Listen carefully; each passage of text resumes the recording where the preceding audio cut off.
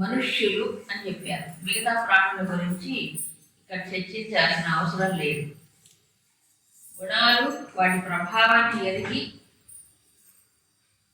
ప్రయత్నం చేసేవాడు. ఇప్పుడు ఆసురుడి స్వభావం కలిగిన వాడు పురుషార్థం ఉంది వాళ్ళకు కూడా. వాళ్ళ పురుషార్థాల మధ్యలో రెండే, మొదటిది చివరిది వదిలేస్తారు. అంటే ధర్మమో మోక్షమో అసలు వాడికి ఉండదు, మధ్యలో రెండు పురుషార్థాలను పట్టుకుంటారు. సో వాడు కూడా పురుషార్థం ఉంది అంటే ప్రయత్నించేటువంటి ఒక శక్తి ఆ తెలివి ఉంటుంది, జంతువుల్లాగా కాదు.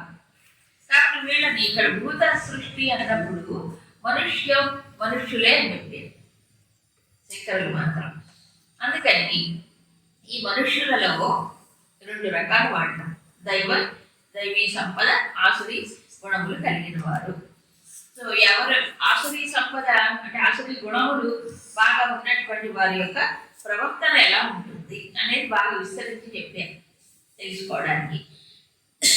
మొట్టమొదటిగా వాళ్ళలో ఇంతకుముందు చెప్పారు, అజ్ఞానం ఎక్కువ స్థాయిలో ఉంటుంది. విచిత్రం ఏంటంటే శాస్త్రాలు చదివినా అది ఏమవుతుందంటే వాళ్ళకి శాస్త్రం వ్యతిరేకంగానే అర్థం అవుతుంది. అది ఎందుకంటే గుణం ఉందిగా, అంటే గుణాన్ని బట్టే అండర్స్టాండింగ్ కూడా ఉంటుంది. గుణాన్ని బట్టే కర్మని చేస్తారు. జ్ఞానము కానీ కర్మ కానీ దేన్ని బట్టి ఉంటే చెప్పండి. ఇప్పుడు గుణం యొక్క ప్రేరణని బట్టే ఉంటుంది. అదే శాస్త్రం సత్వగుణం కలిగిన వాడు చదువుతాడు, అదే రజోగుణం వాడికి అర్థమయ్యే విధానంలో ఏర్పడుతుంది. అందుకే శాస్త్రాలు చదివినా బుద్ధి మార్పు, గుణాలు మార్చుకుంటేనే ఈ మారుతాయి. అది అందుకు కాబట్టి వీళ్ళకి ప్రవృత్తి నివృత్తి తెలియదు. ప్రవృత్తి నివృత్తి అనేది ఏది పురుషార్థంతో సాధించాలి, ఏమిటి నా కర్తవ్యం అనేది పూర్తిగా విస్మరణ వస్తుంది. కాబట్టి అలాంటి వాళ్ళు ఏం చేస్తారు, లోపల మెజెస్ ఉంటుంది, డిస్క్రిమినేషన్ ఉండదు, విచక్షణ వివేకం ఉండదు. ఏం చేస్తారు, అనర్థ హేతువులు, విపరీతమైనటువంటి ప్రవర్తన, అంటే అసలు చేయాల్సింది లేదు. మరి ఏం చేస్తారు, అనవసరమైన విషయాలన్నింటినీ పేరు పెట్టుకుంటారు, అనవసరమైన పనులు చేస్తున్నారు. పైగా అది అనర్థం హేతువై ఎవరికి తనకి మేలు జరగదు, ఇంకోటికి మేలు జరగదు. తన వ్యక్తిత్వం పాడైపోతుంది, జీవితం పాడైపోతుంది, సమాజానికి కూడా నష్టమే. ఎందుకు అంటే ఇది ఉండదు.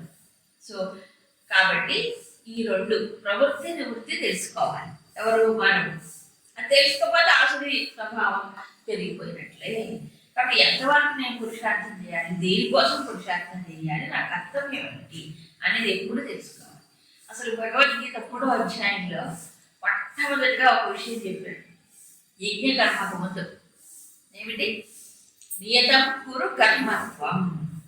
చెప్పలే? అది తెలియదు మేడం. నియతం కురు కర్మ అంటే నియత కర్మం చేయి, నీ కర్తవ్య కర్మం చేయమన్నాడు. అదే తెలియదు, ఏది కర్తవ్యమో ఏది అకర్తవ్యమో తెలియదు. కాబట్టి అప్పుడు ప్రవృత్తి నివృత్తులు తెలియనట్లే కదా. సరే, ఇంకేమో తెలియదు. శౌచం ఆచార సత్యం. శౌచం సత్యం అంటే దీనికి యమ నియమాలు లేనివాడు. యమం ఉండదు, నియమము ఉండదు, ఈ రెండు ఉండవు. అంటే ఏ రకమైన కంట్రోల్ అనేది ఉండదు. ఏది శారీరకంగా ఉండదు, ఇంద్రియ స్థాయిలో ఉండదు, మనస్థాయిలో కూడా ఉండదు. ఏమవుతుందంటే ఈ ఆసురీ గుణాలు ఇప్పుడు సమాజంలో మనం చూస్తుంటాం. వీళ్ళు తపస్సులు బట్టి చేస్తారండి. అయితే తపస్సుల లక్ష్యం ఎలా ఉంటుంది? చిత్తశుద్ధి కోసమో, లేదా భగవంతుడి ప్రత్యక్షం కావాలను, ఇంకా మోక్షం అలాంటివి ఉండవు ఐడియాస్. మరి ఏముంటాయి? నేను చావు లేకుండా ఉండాలి, నాకు ఆధిపత్యం కావాలి, ఇట్లాంటివే మెయిన్ వాడు కోరుకునేది. అది మెయిన్గా చావు లేకుండా ఉండాలి. చూడండి, అసురుల కోరిక ఎప్పుడైనా చూడండి అనేక కండిషన్స్ పెడతారు. చావు లేకుండా ఉంటారు, సాధ్యం కాదు. కాబట్టి ఏవో 96 పెట్టి వాళ్ళ వల్ల వీళ్ళ వల్ల దానివల్ల దీనివల్ల చావు, ఇదే వాళ్ళ లక్ష్యం, ఇంకొకటి ఉండదు. ఈ శరీరంతో బతకాలంటే ఎట్లా కుదురుతుంది? అంటే ఏంటి? ఏది పురుష ఇంత తపస్సు చేసి వాడు ఏం కోరుకుంటాడు? అల్పాభివృద్ధి కోరుకుంటాడు. అది కూడా ఇంపాసిబుల్ థింగ్స్, సాధ్యం కానీ కోరుకుంటాడు.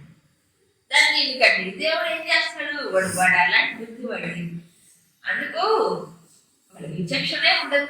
అలాంటి వాళ్ళకి శౌచం అంటే శుచిత్వం, మానసికమైన శుచిత్వం.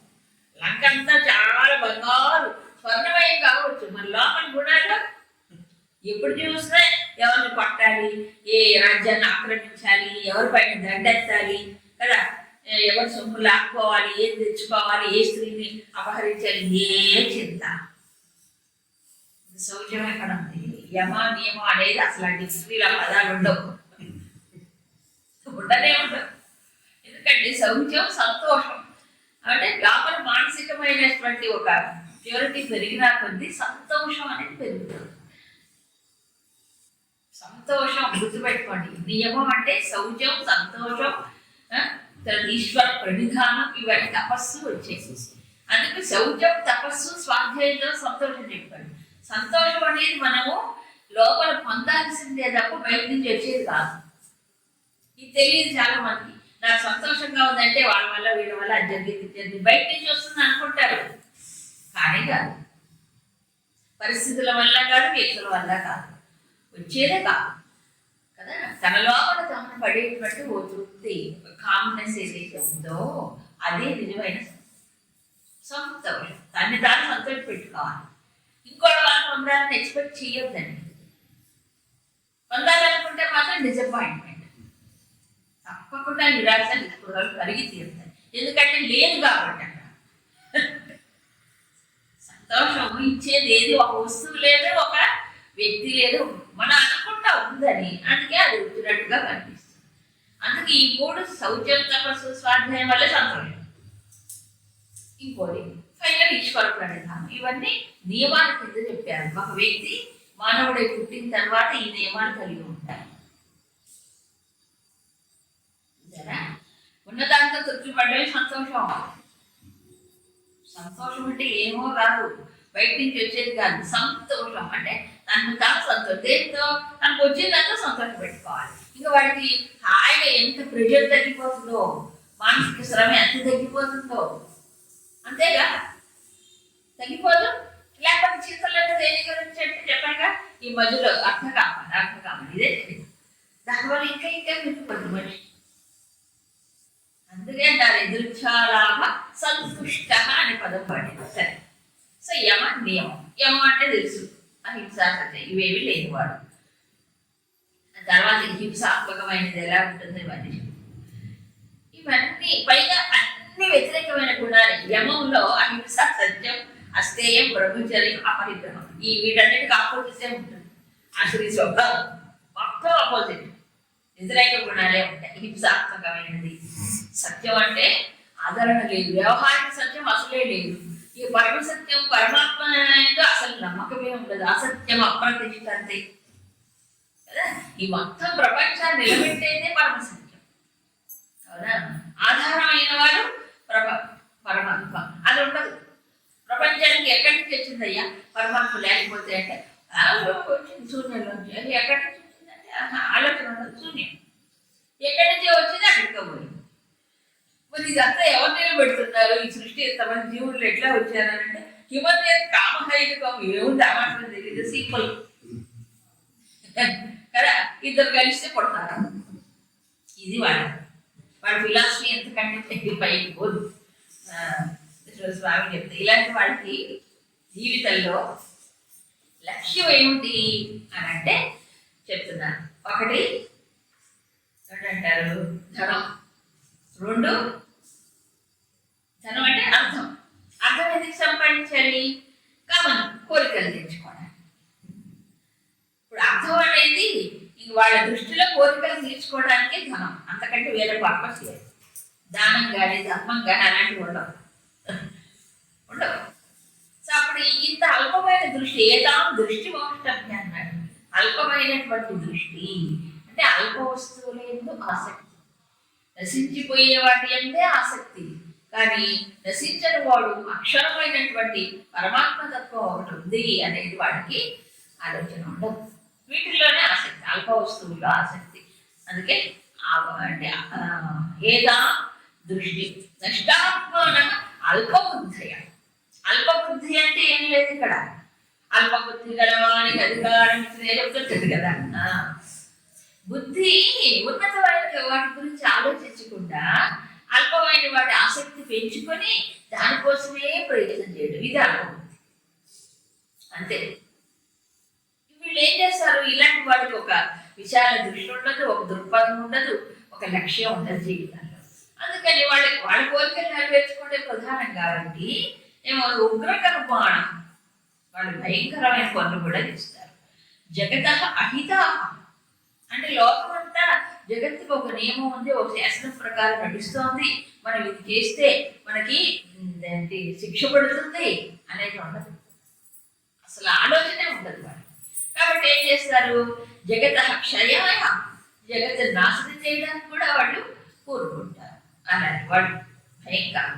అంటే ఒక రకంగా ఈ సమాజం ఇలాంటి విశ్వం అనే ఒక శరీరంలో ఇలాంటి స్వభావం కలిగిన వాళ్ళు క్యాన్సర్ లాంటి వాళ్ళు. క్యాన్సర్ ఇప్పుడు ఇవాళ మొత్తం క్యాన్సర్ అయింది కదా. క్యాన్సర్ ఏం చేస్తుంది చెప్పండి, లోపల ఉండే శరీరంలో ఉండే భాగాల్ని కణాలు తినేసి గ్రాడ్యువల్గా నాశనం చేసి ఇంకా పూర్తిగా ఇదైపోతాడు మనిషి, బతికే పని. ఎవరో కొంతమంది ప్రైమరీ స్టేజ్లో ఉన్నవాడు కాస్త ఏదో ట్రీట్మెంట్తో కాస్త బతుకుతారు, లేకపోతే అది క్యాన్సర్ లక్షణమే, అది తినేస్తుంది మొత్తాన్ని. ఈ విశ్వం అనే శరీరంలో వాళ్ళంతా ఎవరు క్యాన్సర్ లాంటి వాళ్ళు. క్యాన్సర్ అంటే తినేటివే, లోకానికి ప్రశ్న కలిగించి ఎవరికి సుఖము లేదు వాళ్ళ వల్ల. తను నమ్ముకున్న వాడికి లేదు, వేరే వాడికి లేదు. కాబట్టి అందరినీ బాధపెడతారు. ఒక్క అసురుడు కనుక విజృంభిస్తే అన్ని లోకాలు కూడా, అంటే దేవతలు ఇటు మనుష్యులు ఇటు అందరూ వాడికి. అందుకని వాడిని ఏమిటంటే తన కోరికకు అడ్డం వస్తే చాలు ఏం చేస్తారు, వాడిని సఫా నిర్మూలించేస్తారు, మొత్తం అందరిని నాశనం చేయడం వాడ పని. అంతేగాని నిర్మాణం చేయాలి, మంచి చెయ్యాలి అని అనుకోండి. ఇంకా ఏం చేస్తారు, కామం ఆశ్రిత్య దుష్పూరం. ఇలా ఎందుకు చేస్తారు, కారణం ఏంటి అంటే తర్వాత శ్లోకాల్లో చెప్పారు. కామమాశ్రిత్య దుష్పూరం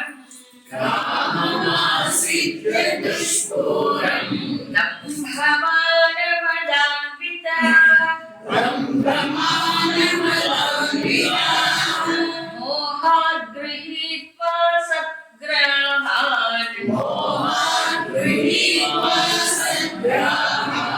ప్రవర్తంతే శుచివ్రతాః చింతామపరిమేయాం చ ప్రళయాంతాముపాశ్రితాః కామోపభోగపరమాః ఏతావదితి నిశ్చితాః.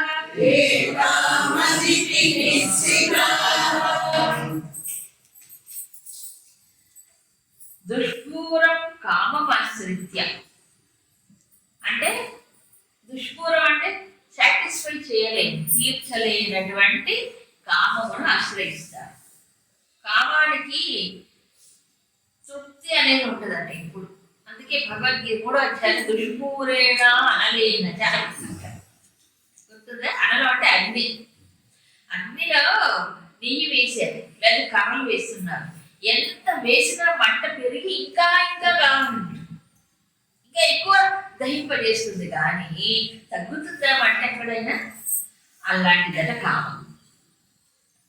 మనం సాటిస్ఫై చేస్తాం, ఊళ్ళో ఒకటే కదా అనుకుంటే 4 ఆ 4 ఇస్తారు, 8 తృప్తే లేదు దానికి. అందుకే దాని మీద కామ కామ కామ కామ కామ ఇంకా ఇంకా పెరుగుతుంది కానీ తగ్గదండి. అందుకు వాటికి దాసుడైన వాడు ఏమవుతున్నాడు, కామదాసుడు. కామదాసులే కాంతదాసులు, 2 కామదాసులు కాంతదాసులు. త్యాగరాజ స్వామి చెప్పారు, అంటే ఎంతవారైనా కాంతదాసులే కదా అంటాడు. అది ఉండదు. అందుకే చెప్పారు శాస్త్రంలో, ఎవరు ధీరుడండి అని అంటే 3 అగ్నుల్ని తట్టుకున్నవాడట. 1 కామాగ్ని, 2 క్రోధాగ్ని, ఇంకోటి ఏంటి, జఠరాగ్ని. ఈ 3 కాల్ చేస్తాయి మనిషిని, అవునా కాదు? 3 కాల్ చేస్తాయి. సో వీటికి తట్టుకునేవాడే మనకి ఎక్కడ ఇహైవతైర్జిత సర్గ. ఇక్కడ ఈ ప్రపంచంలో ఉండగానే, దేహంలో ఉండగానే కామక్రోధోద్భవం వేగం. అంటే కామక్రోధములు మనిషిని వేగం కొట్టించేసి మనిషిని శాంతి లేకుండా పరుగులు పెట్టిస్తుంది, కూర్చొని నిల్చొని. ఆ వేగాన్ని ఎవరైతే తట్టుకొని నిలబడగలుగుతాడో శరీర విమోక్షణ, అంటే శరీరం వదిలిపెట్టే దాని ముందే వీటిని ఈ వేగాన్ని తగ్గించుకోవాలి, తట్టుకొని నిలబడగలగాలి. సంయుక్త సుఖీ నర, అక్కడ కూడా సుఖం ఎవరు పొందుతారని చెప్పాడు కదా. అతను యుక్తుడైనటువంటి వాడు ఈ కామక్రోధాల వేగానికి తట్టుకున్నవాడు సుఖాన్ని పొందుతాడు. ఈ రజోగుణం అట్లా కాదు, కామం ఆశ్రిత్య, దాన్ని కంట్రోల్ చేసుకోవడం, దాన్నే ఆశ్రయించుకొని ఉంటాడు. పైగా ఏంటి, అంతులే దుష్పూరం, అంటే ఇక సాటిస్ఫై కాదు, అగ్నిలాగా పెరుగుతుంది. కానీ దుష్పూరం అనదు. దంభ మాన మదాన్విత, ఈ రజస్సు ఒకదానికంటే ఒకటి సంబంధం ఉంటుంది కదా. కాబట్టి దంభం ఇంతకుముందు చెప్పారు, అభిమానం, దురభిమానం, మదాన్విత, మదం కూడా ఎక్కువ ఉంటుంది. ధనం కదా, ధనం పెరిగినా కొద్ది మదం పెరుగుతుంది. దాంట్లో అధికారం పెంచుకుంటాడు, అధికారం పెంచుకుంటే అది కూడా మదాన్ని పెంచేది. ఎన్ని రకాల మదంలో ధన మదం, అధికార మదం, మత్తులు అంటారు. మత్తు మదం 2 ఒకటే, దాదాపు పెంచుతాయి ఇవన్నీ. ఎందుకు ఇలా అంటే మోహాత్తు అసద్గృహీత్వ, మోహాత్ గృహీత్వ అసత్ గ్రహం. వాళ్ళు ఏం చేస్తున్నారు, మోహం వల్ల అసత్తును పట్టుకుంటున్నారు, సత్తును వదిలేసారు. ఇందాక అసత్యం అప్రతిష్టతే అన్నాడు కదా, ఆ సత్యాన్ని వదిలేస్తారు, ఈ మొత్తమైన ఆధారమైన పరమాత్మను వదిలేస్తాడు. సత్తును వదిలేసి వాడు ఏం పట్టుకుంటాడు, ఆ సత్తునే పట్టుకుంటాడు. అసత్ అంటే నశించిపోయేది, మారిపోయేది అనేది గుర్తుంటుంది వాడికి. అప్పటికప్పుడు నా కోరిక తీరాలి, నేను అనుకుంటే జరగాలి. అందుకే అశుచివ్రత, వీళ్ళకు కూడా వ్రతం ఉందంట. ఏ వ్రతం అండి, కేదార వ్రతం, మంగళగౌరి వ్రతం, అశుచివ్రత. అదే మరి ఇప్పుడు అశుచివ్రత. ఎప్పుడు తినాలి, ఏం తినాలి, ఎక్కడ ఇది చెయ్యొచ్చా, ఇది చేయకూడదా, మన ప్రవర్తన ఇలా ఉండొచ్చా, ఉండకూడదా? రామచంద్ర, అసలు ఘోరం అనుకోరం. ఎక్కడ ఏం చేయాలో విచక్షణ మనుషుల్లా లేదు ఇప్పుడు. ఆకారం మనుషులే, డబ్బులే ప్రధానం ఇప్పుడు. వాడు అంటే పైసామా పరమాత్మ అంతే. పరమాత్మ ఏంటంటే డబ్బుల్లోనే ఉన్నాడు. తర్వాత నా కోరికలు తెచ్చుకోవడం నాకు ప్రధానం, అంతే, ఇంకేంటి. అదే ఏం కోరికలు, ఇదే దుష్పూరైన డిమాండ్స్. వీళ్ళు డిమాండ్ చేసడానికి పాపం ఈ సంపాదించలేక వీళ్ళు చచ్చిపోతుంది. ఉన్నదంతా ఒక్కడుకుంటే చెప్పండి, వెరీ రేర్. కాబట్టి మనం ఎందుకు చదువుకుంటున్నాం, డబ్బు సంపాదించడానికి. డబ్బు ఎందుకు సంపాదించాలి, కోరికలు తెచ్చుకోవడానికి. ఇంతే, ఈ రెండే ఒకదాంట్లో ఒకటి తిరుగుతుంటాయి, ఒకదాంట్లో ఒకటి తిరుగుతాయి. ఈ మొదటి ధర్మమా, అదేంటి అసలు ధర్మం గురించి ఆలోచించేవాడు లేదు వీడికి, అసలు చింతనే ఉండదు. ఎందుకంటే 4 పురుషార్థాలు ఉన్నాయనే సంగతి మర్చిపోతాను. ధర్మం, అందుకే శాస్త్రంలో ధర్మం మొదట ఉంచి ధర్మానికి అనుగుణంగానే నువ్వు అర్థం సంపాదించుకో, ధర్మబద్ధమైన కోరికలే తీర్చుకో, అప్పుడు మానవుడుగా ఉంటాడు. ఎప్పుడైతే ధర్మాన్ని పక్కకు నెట్టేసి అర్థకామానికి ప్రాముఖ్యత ఇచ్చాడు, మరి సమాజం మరి విషమకత్వం ప్రబలదా. అది సో వీడి యొక్క టార్గెట్ అది, అంటే దుష్పూరం కామం ఆశ్రయించ. సో ఇవన్నీ పెరిగిపోయి వాడు ఏమవుతాడంటే అశుచి వ్రత. అదే మా వ్రతం. ఏంటి మా వ్రతం, రావణాసుడు చెప్తాడు ఏంటంటే పరస్త్రీ హరణం మాకు తప్పు లేదు, ఎవరైనా ఒకటే. అట్లాగే ఈ ఆసురి స్వభావం కలిగిన పురుషుడే కాదండి, స్త్రీలు కూడా అందరూ మంచివాళ్ళు, అందరూ చెడ్డవాళ్ళు అంటారు లేదు. 2 పక్కల ఉన్నాయి. ఇప్పుడు చూడట్లేదు ఎవరు పదాలు పడుతున్నారు. ఎవరు బజార్లో పడేది ఇప్పుడు తమంతట తామే బజార్లో వీధుల్లో వేసుకుంటున్నారు. వేసుకొని మాకు రక్షణ కావాలి రక్షణ కావాలి అంటారు. ఎక్కడి నుంచి వస్తుంది రక్షణ అని వీధుల్లో పడిన తర్వాత ఎవరు రక్షిస్తారు నిన్ను కదా? రక్షణ ఎవరు గవర్నమెంట్ నీకు రక్షణ ఇవ్వాలా? కాదు కదా. అందుకే అశుచి భయంకరం భయంకరం. సరే, ఇంకా ఏమంటే చింత అపరమేయాంశ. ఇక కోరికలు ఎక్కువ ఉన్నా కొద్ది చింతలు ఎక్కువ అవుతాయి. అవునా కదా? దాని గురించి ఆలోచించాలిగా. అయ్యో ఇది రాలేదు అది కాలేదు ఇది కాలేదు ఇట్లా అయితే బాగుంది అది దొరకలేదు ఇది దొరకలేదు. చిన్న చిన్న వాటికి డిసప్పాయింట్ అయిపోతాను. మా డాడీ నేను ఆ డ్రెస్ కావాలంటే మా డ్రెస్ కొనుక్కున్నాను అంతే. దానికోసం అదో పెద్ద ట్రాజడీనా లైఫ్లో? ఏం కొనుక్కోపోతే ఏమంటారు కదా? అంటే ఏంటి, కోరిక తీరకపోతే ఇక అంత జీవితంగా ఇంకోట్లేదు. నాకు నీకు అంత ర్యాంక్ రావాలనుకుంటే అంత ర్యాంక్ రాలేదు, అందుకే చచ్చిపోతాను. తల్లిదండ్రులు కూడా అట్లే ఉన్నారు, ప్రెషర్ పెడుతున్నారు తల్లిదండ్రులు కూడా పిల్లలపై. చదువు అంటే ర్యాంక్ కాదు కదా, అందరికీ ఆ ర్యాంకులు వస్తే ఇంకేముంది? విచిత్రమైన ఆలోచనలు విచిత్రమైనటువంటి కోరికలు, అందుకే చింతలు ఎక్కువైపోతుంది. కారణం అది అసలు చింతనే వదిలిపెడతారు. ఏమిటి ఆ పరమాత్మ చింతను వదిలిపెడతారు. చింతలు తెచ్చుకుంటున్నాం మనమే. ఎప్పటిదాకా ప్రళయాంతం తెచ్చేదాకా కాటికి వెళ్తేనే వడిసేయాలి. బతుకున్నంతసేపు అవే ఆలోచనలు. కామోప భోగ పరమాహ. వాడి పరమమైనటువంటి పురుషార్థం ఏంటంటే కామ్య సుఖమును తీర్చుకోవడం, కామ వస్తువుల ద్వారా సుఖం పొందడం, కామ్య వస్తువులు భోగించడమే మా లక్ష్యం. Life is meant for enjoyment అంటాడు ఆసురి స్వభావం. కానీ సాత్వికుడు life is meant for achievement. నువ్వు ఒక పురుషార్థాన్ని గొప్పతనాన్ని సాధించాలి, అంతేగాని ఈ దీనికోసమా కాదు కదా. ఎంజాయ్మెంట్ కోసం కాదు మానవ జీవితం ఉన్నది. ఒక మంచి లక్ష్యం పెట్టుకొని దాన్ని అచీవ్ చేయాలి, ఉన్నత లక్ష్యం. అది మర్చిపోతారు. పైగా వాళ్ళకి ఎంత కాన్ఫిడెన్స్ అంటే వాళ్ళ బుద్ధి పైన ఏదా పద్ధతి నిశ్చితం. అంటే ఇంతే, ఇదే జీవితం, ఇలాగే బ్రతకాలి. ఏమైనా శాస్త్రం గురువు చెప్పారనుకోండి,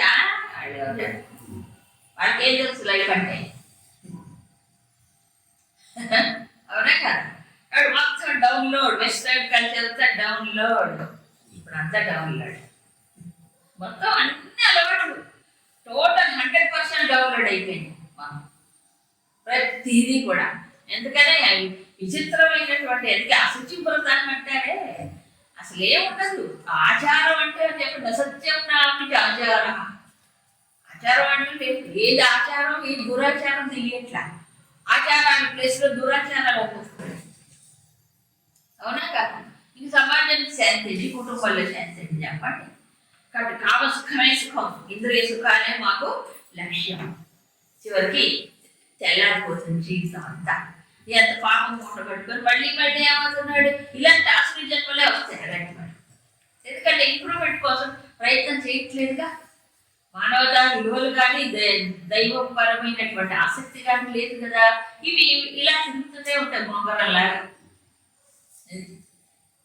ఎట్లా గుర్తుందంటే శంకర్లు 5 చెప్పారు. నరుడికి 5 రకాలైన ఆకర్షణలు ఉంటాయి. శబ్దస్పర్శ రూపరసగంధాలు ఉంటాయి కదా. ఈ కామ సుఖం అనేది గొప్పది అనుకుంటాడు. సో దాంట్లో మునిగిపోయి ఎలా చచ్చిపోతాడు అంటే శ్లోకం చెప్పారు. తుమ్మిదట, తుమ్మిది ఏం చేస్తుంది, మకరం దాన్ని ఆవరణ. ఆ కమలం ఉంటుంది, కమలంలో మకరం చాలా బాగుంటుంది. అందుకని వికసించిన కమలం మీద వెళ్ళి కూర్చుంటుంది. కూర్చొని ఆస్వాదిస్తూ మత్తుగా తేనె లాగుతుంది, ఆస్వాదిస్తూ బ్రోలిపోతుంది. ఏంటి సాయంత్రం సమయం వస్తుంది, సూర్యుడు అస్తమిస్తాడు, కమలం ముడుచుకుంటుంది. అది ఏమనుకుంటుందంటే దాంట్లో మత్తులో మునిగి పర్వాలేదులే తెల్లవారిపోతుందే, సూర్యుడు రాడా, మళ్ళీ కమలం వికసించకపోదా, నేను మంచిగా ఎగిరిపోవచ్చు రాత్రంతా కూర్చొని పక్కన ఆస్వాదిద్దాం అనుకుంటున్నాను. సాయంత్రం రాగానే ఎగిరిపోదాం అనుకోదు, ఇంకా బాగా అనుభవిద్దాం, మరి బాగుంది కదా, చాలా బాగుంది కదా, తీరే ఇంకా ఆస్వాదిద్దాం, రాత్రంతా పొద్దున వెళ్ళిపోవచ్చులే అనుకొని కూర్చొస్తుంది. ఏమైంది, కమలం ముడుచుకుంది, మళ్ళీ తెరుచుకోదు, ముడుచుకుంటే తెరుచుకోదు, అయిపోయింది. అలా రాత్రంతా తెల్లవారేటప్పటికి ఏనుగు వచ్చింది. వస్తాయి కదా ఏనుగులు చెరువు నీళ్లు తాగడానికి, వచ్చేసి ఏం చేసింది, ఆ దానిలో ఇది ఉంటుంది కదా, చుట్టూ తొండంతా ఒక్కసారిగా అంతే మింగేసింది. కమలవు పోయాయి, లోపల ఇది పోయాయి, లోపలికి వెళ్ళిపోయి. మానవుడి పరిస్థితి అంతే. ఈ విషయాల్లో సుఖం ఉందనుకొని ఇంకా చాలు చాలా అనేది లేదుగా, కావాలంటేగా అపరమేయాన్ని చేస్తాం. పైగా లక్ష్యం అదేగా, ఇంకో లక్ష్యం లేదుగా. ఏంటి, కామోపభోగ పరమా ఏతావదితి, అది ముఖ్యం. ఇదే నాకు కావాలి, ఎందుకంటే ఏంటండి. సో దానివల్ల ఆలోచనలు మొత్తం మారిపోతాయి. ఎవరికి దాన్ని కోరడు, నా సుఖమే నాకు ముఖ్యం అనుకున్నప్పుడు ఎవరు సుఖాన్ని కోరతాడు? దగ్గర వాడి సుఖాన్ని కూడా కోరడు, తనకు ఆప్తిలో మేలు కూడా కోరడు. అసలు హితం అనే పదం వాడికి ఉండదు, సుఖమే కావాలి. శ్రేయస్సు ప్రేయస్సు రెండు చెప్పారు చేస్తాను. వాడికి ఏం కావాలి? ప్రేయస్సు. ఎంతసేపు నాకు ప్రియం, నాకు ప్రియం, నాకు ప్రియం. నాకు హితం ఏమిటి? హితం ఎవరైనా చెప్తే వాడు చంపేస్తారు ఏకంగా. ఇప్పుడు రోజులు వినిపించకపోయే స్థితి పోయింది. ఇంకేంటి, చెప్తే తప్పం, చెప్తే ప్రతీకారం వచ్చిన దాన్ని వెళ్ళిపోయిందండి దృష్టి. ఎంత గౌరవం, మాట్లాడితే తన్నటమే. అలాగైపోయింది పరిస్థితి.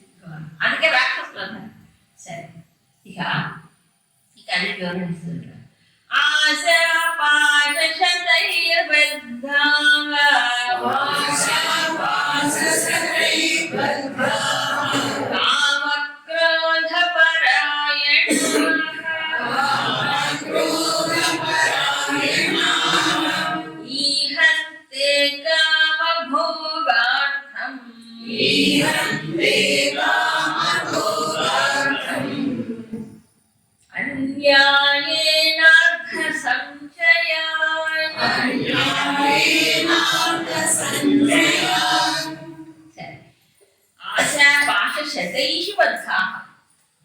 ఏంటి, ఆశాపాశములు వందల కొలది ఉంటాయి. వందల కొలది ఆశాపాశముల చేత నిబద్ధులై కట్టబడి కదలకుండా మెదలకుండా బిగించబడినట్టు ఉంటారు. ఒకటి రెండు తాళ్ళు కాదు, వందల కొలది ఆశలు. అందుకని ఆశని పాశం అన్నాడు. ఆశ ఏమిట? పాశములాగా బిగించి పరిస్థితి. తర్వాత కామక్రోధ పరాయణ. ఈ పరాయణత్వం ఉంది చూసారా, కర్మపరాయణులు, ఆత్మపరాయణులు కాదు. అంటే కామక్రోధ పరాయణ అంతే వీళ్ళ యొక్క లక్ష్యం. అది కామము క్రోధము వీటికి ఎప్పుడు వశమై ఉంటారు. ఇంకా కామభోగార్థం ఈహంతే. వాళ్ళ ఒకటే ఒక లక్ష్యం ఏమిటంటే కామభోగములని కోరుకుంటూ వాటిని ఎప్పుడు అవే కావాలనుకుంటూ అన్యాయేన అర్థ సంచయం. ఇది కూడా ఎలాగో ధనం ఎక్కువ కావాలి కదా, ఎక్కువ కోరికలు తీర్చుకోవాలంటే. కాబట్టి ఏం చేయాలి? ఎక్కువ ధనం సంపాదించాలి. సరే, ధర్మ మార్గంలో పోతే ఎక్కువ ధనం దొరకదు. కాబట్టి ఏం చేయాలి? అన్యాయం, తప్పుడు దోవలు, అక్రమ మార్గాలు విడిపోయి ధనం సంపాదించి కోరికలు తీర్చుకోవాలి. ఇది సార్ ఉన్నదాంతో తృప్తిపడటం అనేది లేదుగా. కాబట్టి కోరికలు పెరుగుతూ ఉన్నామది ధనం కావాల్సిందే. కోరికలు తీర్చుకోవాలంటే ధనం కావాలి. ఈ ధనం సంపాదన కోసం ఏం చేయాలి? పక్క చూపులు చూడాలి. ఈ చిత్రం ఏంటంటే ఇప్పుడు పక్క చూపే అసలు చూపు అయిపోయింది. అసలు చూపు లేదు. అసలు ఒకప్పుడు కాస్త మంచి రోజుల్లో కాస్త భయపడేవారండి ఈ లంచాలు తీసుకోవడానికి. చాటు మాటల్లో దూరం బల కింద చెయ్యి అనేవాడు. మా చిన్నప్పుడు బల కింద చెయ్యి అంటే వాడు లంచం కొంచెం ఎవరికి తెలియకుండా రహస్యంగా తీసుకోవడం. ఇప్పుడు open secret, it is open. అవునా కదా? ఎక్కడ ఆ పై అధికారి నుంచి కింద వరకు దాంట్లో డిస్ట్రిబ్యూషన్ ఉండాల్సిందే, పర్సంటేజ్ ఉండాల్సిందే. కాబట్టి ఆ పై అధికారి బాగుంటుంది అడగడానికి కింద వాటితో మాట్లాడిస్తాడు, అయిపోతుంది కదా. సో అందరికి తిలాపాకం ఇటు తల విడిగడ్డట్టు అందరూ పంచుకుంటారు చక్కగా. అది సంగతి. ఓపెన్ అయిపోయింది. బలకింద చేయలేదు, ఇప్పుడు డైరెక్ట్ అయ్యి. ఒకప్పుడు అవన్నీ ఇప్పుడైతే కెమెరాలో చిక్కుకోకుండా ఉంటే చాలు. ఎందుకంటే సీసీ కెమెరా లేకపోతే అంత నమ్మకం లేని రోజులు వచ్చాయి కదా. మనిషిని నమ్మే రోజులు లేవు కదా. ఆఖరికి దేవాలయాల్లో దేవుడికి పూజ చేసే వాళ్ళల్లో కూడా ఇది సంక్రమించిందంటే ఎంత ఘోరమైన పరిణామం, ఎంత ఘోరమైన పరిణామం. సో స్వామి దగ్గర పూజ చేసి స్వామి చూస్తున్నాడు అంటే స్వామి కళ్ళు లేనివాడా, చెవులు లేనివాడా? ఆ రకంగా అర్థం అవునా కదా. వీళ్ళు కూడా అంతే, అది ఇచ్చి పూజలు చేయించుకుంటున్నారు. ఏమిటండి ఇది? దైవానుగ్రహం ఎలా వస్తుందండి? ఇంట్లో కూర్చొని దేవుడిని చూసుకో. ఆ లంచం ఇచ్చి చూడకపోతే ఏమి, లంచం ఇచ్చి చూడకపోతే ఏమిటంటే పుణ్యం. ఏది పుణ్యం? నువ్వు లంచం ఇచ్చేస్తే పుణ్యం పెరుగుతుందా? మొత్తం ఇది కామన్ అయిపోయింది ఈ రోజు. అయ్యో వాళ్ళ దాన్ని కరప్షన్ అంటే లేదు, ఇప్పుడు కోఆపరేషన్ అంటే. కోఆపరేషన్ పరస్పరం భావయంత అంతే. ఒకరికొకరు ఏదో కాస్త అండర్స్టాండింగ్. పాప వాడు బతకాలి కదా, వాడు బతకాలి కదా. అప్పుడు పాప వాడు బతుకుతే వీళ్ళు ఇస్తున్నారు. అక్కడ ఈ లైనే పెరిగిపోద్ది, అసలు లైన్ ఏముండదు. అప్పుడు అసలు లైన్లో వచ్చేవాడికి దర్శనమే లేదా అయిపోయి. అది సంగతి, పరిస్థితి అది. ఎప్పుడు ఎక్కడ రాకూడదు అక్కడే వచ్చేసింది. మనం అన్యాయన అర్థం. ఎందుకని ముందేమో ఒక బండి కావాలనుకుంటాడు, ఆ బండితో తృప్తి లేదు. వాళ్ళందరూ కార్లో బదులైనది కార్లో కారు కావాలి. ఒక కార్తో సరిపోదు, మన భార్య బిడ్డలు వాళ్ళకి ఒక కారు కావాలి కదా. ఒక ఇల్లు ఉంటే సరిపోదు, ఇంకా ఇప్పుడు 2 ఇళ్ళు కావాలి, కొడుకు కూతురికి. మళ్ళీ ఇవన్నీ ఉన్నా కూడా ఇంకోటి ఎక్స్ట్రా ఉంటే మనకి అడ్డులు వస్తాయి కదా. అసలు ఏం అనంటే అందుకే అన్నాడు దుష్పూరేణ అనలేదు. ఆశాపాశ సదయం బతుక. పూర్వం ఒక ఇల్లు కట్టుకుంటే కనీసం 100 సంవత్సరాలు ఇంటిల్లు వెళ్ళి అక్కడ ఉండేవాడు. అసలు వేరే ఆలోచన వచ్చేది కాదు ఆ రోజుల్లో. అందుకే హాయిగా ఉన్నాడు, ఉన్నదాంతో తృప్తిగా సుఖంగా ఉండేవాడు కదా. ఇప్పుడు అప్పుడు పూర్వం పోలి కొంచెం ఇల్లు అయిన తర్వాత ఒక్కొక్క రూమ్ ఇచ్చేవాడు, సపరేట్. ఇప్పుడు సెపరేట్ హౌసెస్. ఏ 2 తరకాయలు ఒక ఇంట్లో ఉండవు. అవునా? ఏమైంది ఇప్పుడు? ఏ సమాజం పెరిగిపోతుంది పై. ఎందుకంటే ఏమో సమిష్టిలో ఉంటే మా ఎంజాయ్మెంట్ ఇంకొక కలుగుతుంది కదా. మా మా మా సంపాదన వాడు కూడా పంచుకుంటే ఎట్లాగో. ఇది ఎవరు సేమ్ ఫ్యామిలీలో వాడు కూడా పంచుకోకూడదు.